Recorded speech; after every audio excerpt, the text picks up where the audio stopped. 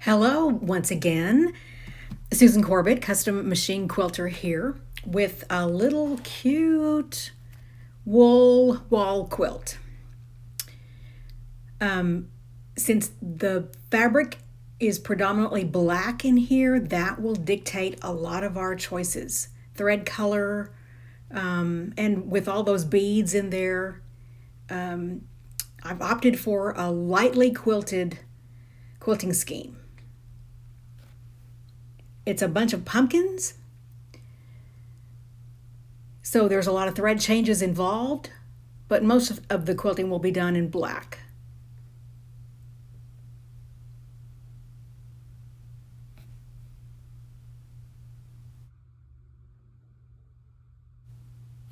The quilting amounts to outline and ditch quilting.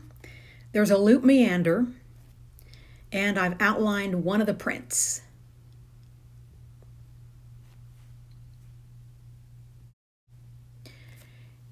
And here are photos of each individual pumpkin. Good close-ups so you can see. I've done minimal quilting here, just where I thought I really needed to. It's not heavy at all. This quilt will not get a whole lot of use, it'll just hang there. So I quilted all I could, but I didn't feel like it needed a heavy hand at all.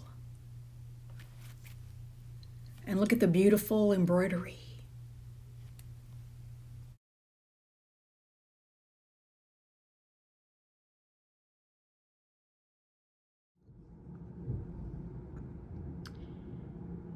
So I've got it stabilized.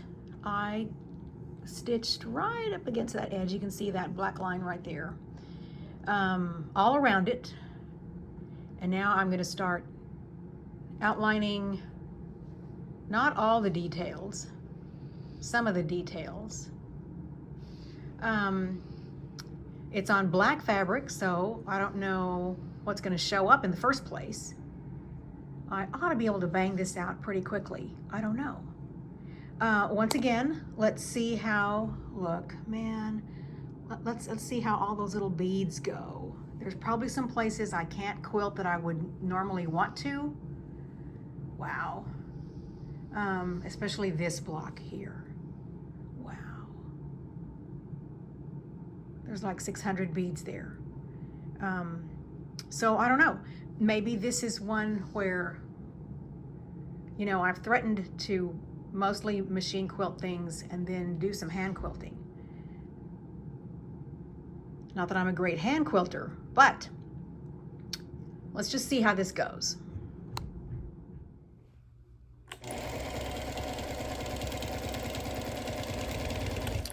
So what I'm doing here, okay, all the pumpkins and some of the details have been outlined. And so just to expedite matters, I'm doing some ditch quilting between the wool fabric and the cotton fabric.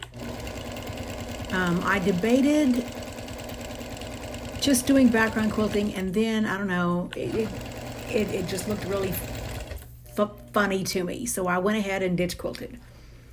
Predictably, I think you might have guessed that I was going to do that. Whatever you don't quilt puffs right out there, and I don't want the seams to be the parts that puff out there.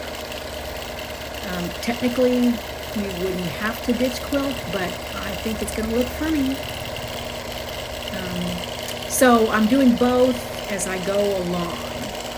I could have done all the ditch quilting first and then switched over to the loop meander, but I think it's expedient just to get on with it. I mean, I think it would have been different had this been a large bed quilt or something, but this is just a quick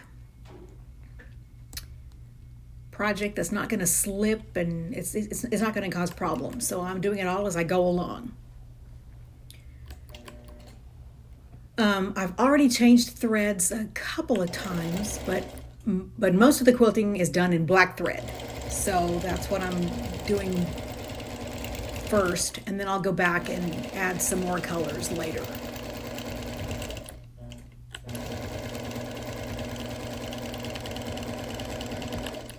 And not all of the backgrounds got quilted. Just a few places here and there on the wool. Here, what I'm doing mainly is quilting the cotton fabrics. And so, I guess I had a lot of options. You could have done just about anything here. A little meander would have been good. Straight lines would have been good. There's some fabrics in here that already have some lines in them. So it would have been easy to quilt along those lines. I guess I could have quilted along that, along those little shapes there. That would have slowed things down, and I don't like to quilt, with black thread on white lines. That would only cause attention to go to the different colors, and it's just not really going to matter that much here. I'm stopping and starting to avoid over quilting.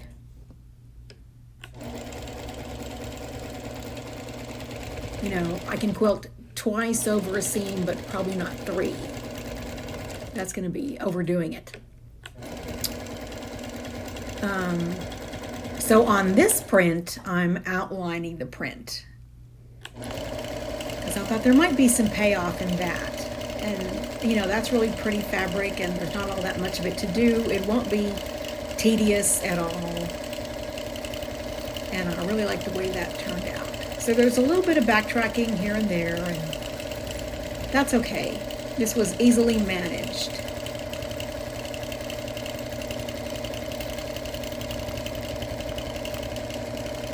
I'm not outlining every little tiny thing.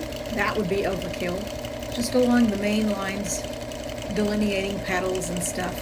And so to get from one place to another expeditiously, I'm quilting some details of the print and then adding some loop meander background to get around the block, or the patch in this case.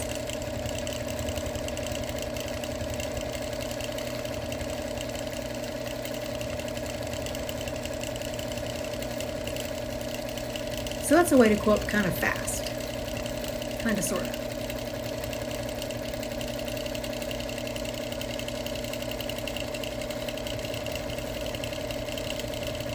And now fill in the rest of it with those little loops.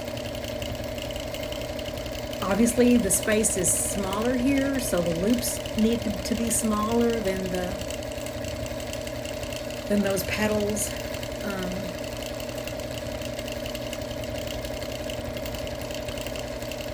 And you wouldn't think quilting the backgrounds in between these flowers would make a difference, but I definitely think it does. Just the difference in texture helps those flowers stand out.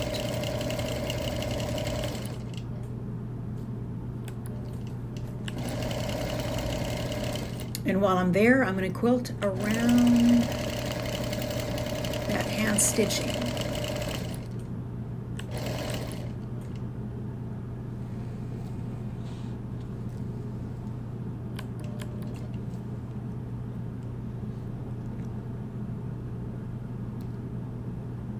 Cutting thread really carefully here.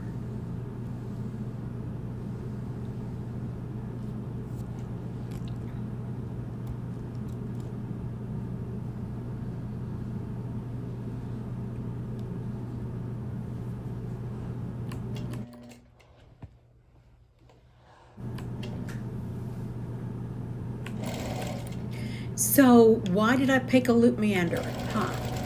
I didn't want to do just a regular meander, and I thought it needed just a little something. That thought popped into my head, and I thought, well, now why is that the answer? Well, see those curly tendrils coming off the pumpkin? I think that might have been what made me choose that. But honestly, just about any meander here would have worked out well, or any number of other options. And the client padded, she backed the cotton fabrics with some black batting, which I thought was a great idea because the wool is thicker than that cotton, and being a wall hanging, you want it to hang flat and stable and have some weight to it. So padding those patches made the whole thing even out. And I debated using a super thin back or maybe foregoing any bat altogether, but I went ahead and decided to use a layer that's a thin layer of 80/20 because it's nice and plush, and all those 2 layers of batting are going to really give those pumpkins a trapunto effect. They look nice and full, and it's just gorgeous. I think it's sad when the applique looks hollow or deflated, so this looks gorgeous. And that's another factor in how heavily or lightly to quilt the main stars of the show there. They just didn't need all that much. Okay, so now more thread changes. Having gotten all the black out of the way, I put in not a cream color. That's a really weird color. But it's really pale. I had it left over from some other wool project. So lots of thread changes here just to finish up. The thread will sink into the pile of the wool, but I didn't want to take a chance on the thread showing where the contrast in color was really high. So here are some examples of, where I decided to quilt inside the applique. I'm showing not all, but some good examples of what I thought did need quilting. Leaving the applique unquilted, I think is not a really good idea. Just quilting even lightly makes a huge difference.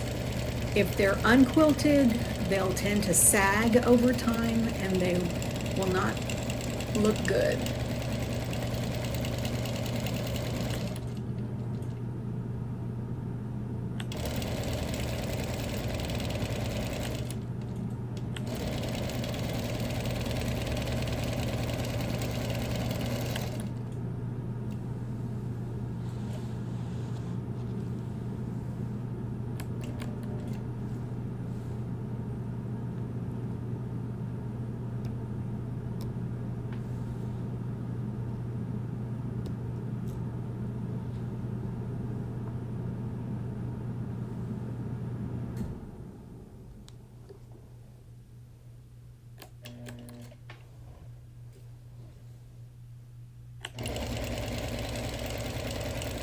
I thought I was through, but quilting that last little detail, I think makes a big difference. I love it with that circle quilted as opposed to leaving it blank.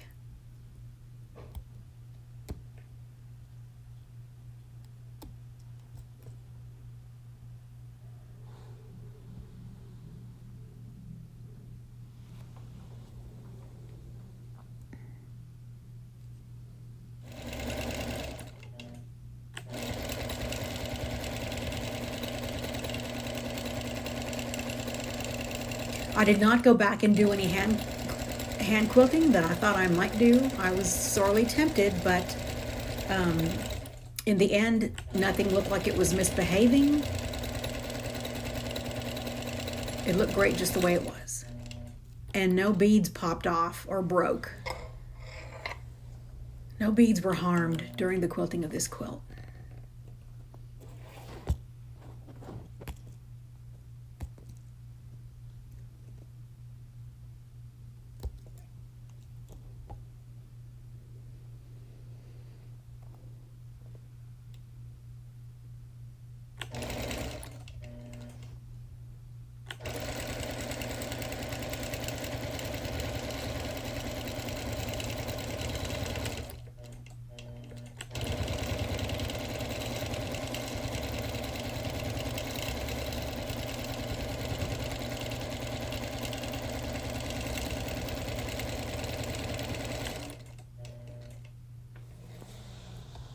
almost done. I was really surprised at how fast this whole thing went.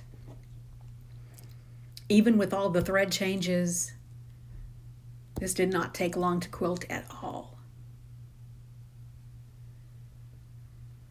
So here's the finished product. Well, before binding.